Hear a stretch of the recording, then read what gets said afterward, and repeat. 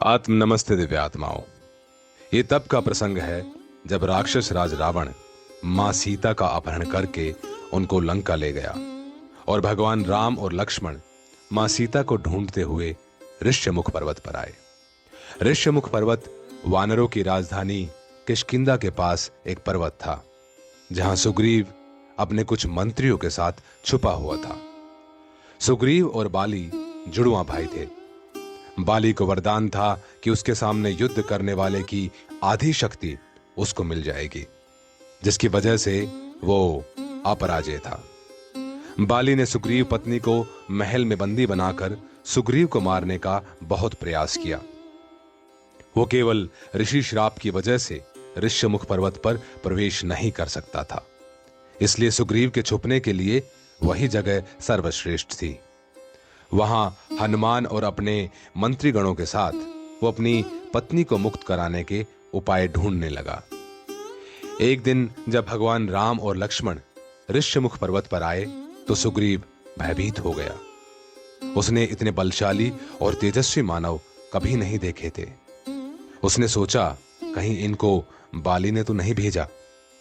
वो हनुमान के पास गया और हनुमान को ब्राह्मण भेष बना के उनका सच पता लगाने भेजा।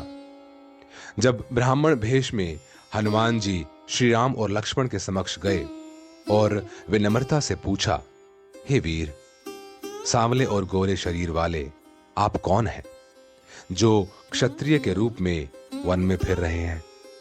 हे स्वामी, कठोर भूमि पर कोमल चरणों से चलने वाले आप किस कारण वन में विचर रहे हैं? हनुमान ने आगे कहा, मन को हरण करने वाले आपके सुंदर कोमल अंग हैं और आप वन की दुसह धूप और वायु को सह रहे हैं। क्या आप ब्रह्मा, विष्णु, महेश इन तीन देवताओं में से कोई हैं, या आप दोनों नर और नारायण हैं? श्री राम ने बताया कि वो अयोध्या के राजा दशरथ के ज्येष्ठ पुत्र हैं और लक्ष्मण उनके अनुज हैं। हमारे साथ सुंदर सुकुमारी मेरी पत्नी भी थी। वन में राक्षस ने मेरी पत्नी जानकी को हर लिया। हे ब्राह्मण, हम उसे ही खोजते फिरते हैं। हमने तो अपना चरित्र कह सुनाया। अब हे ब्राह्मण, आप अपनी कथा कहिए, आप कौन हैं? प्रभु को पहचान कर हनुमान जी उनके चरण पकड़कर पृथ्वी पर गिर पड़े। उन्होंने साष्टांग दंडवत प्रणाम कर स्तुति की। अपने नाथ को पहचान लेने से हृदय में हर्ष हो रहा है। अपने प्रभु राम से मिलना और उनकी सेवा, यही तो हनुमान के जीवन का लक्ष्य था। वो क्षण हनुमान के लिए ऐसा था मानो समय रुक गया हो।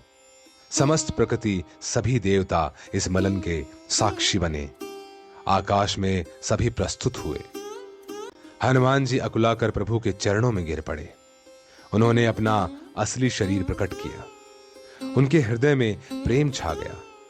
तब श्री रघुनाथ जी ने उन्हें उठाकर हृदय से लगा लिया और अपने नेत्रों के जल से सींचकर शीतल किया। हनुमान और श्री राम के नेत्रों से प्रेमाश्रु रुकने का नाम ही नहीं ले रहे थे। अपने प्रभु को न पहचान पाने का दुख हनुमान को कष्ट दे रहा था और उनसे मिलने का सुख अश्रु रुकने नहीं दे रहा था। रामचरितमानस में तुलसीदास जी वर्णन करते हैं, हनुमान जी का दुख देखकर प्रभु राम ने कहा, सुनु कपि जिय मानसी जनी उना, तय मम प्रिय लक्ष्मण ते दुना। समदर्शी मोहि कह सब को, सेवक प्रिय अनन्य गति सोऊ। अर्थात, हे कपि सुनो, मन में ग्लानि मत मानना। तुम मुझे लक्ष्मण से भी दूने प्रिय हो। सब कोई मुझे समदर्शी कहते हैं।